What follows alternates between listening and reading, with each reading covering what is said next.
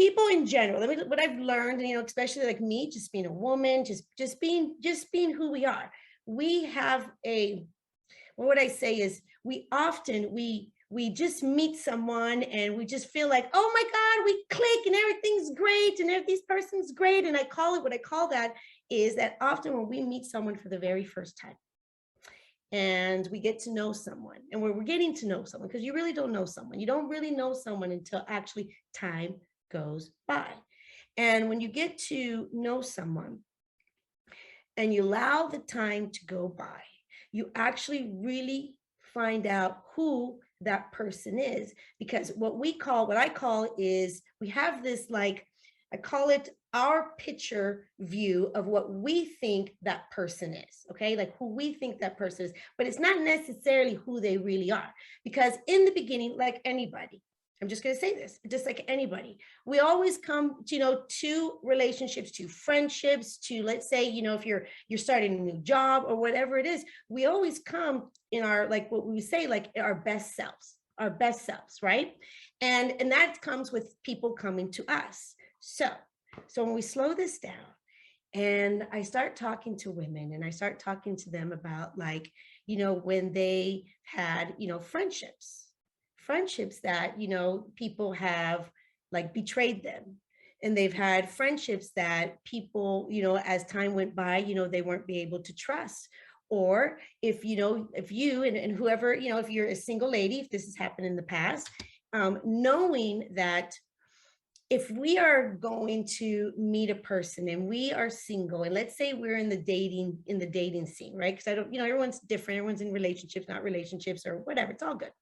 But let's say we are in the getting to know someone in the dating scene, right?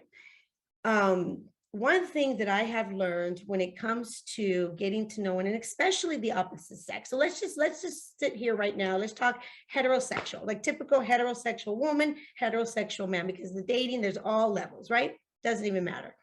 But let's just say, for an example, let's say if you're a heterosexual woman looking to date a heterosexual man, okay?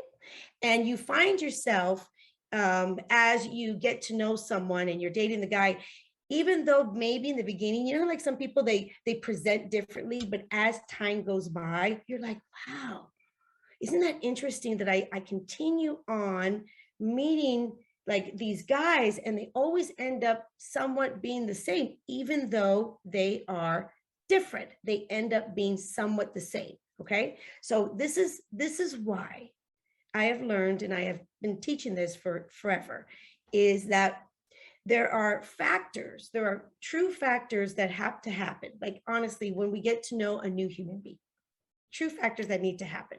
And the first one is we got to get to know them. Okay. When we get to know them, then we get to trust them. And I'm going to break all this down. So we get to know them. And if you guys want to take a little notes, because this is really juicy and it's really good. So, okay. So we get to know them. I'm going to explain that to you. Then we get to trust them. Okay. Then when we trust them, we can start relying on that person. And then when we rely on the person, then we commit.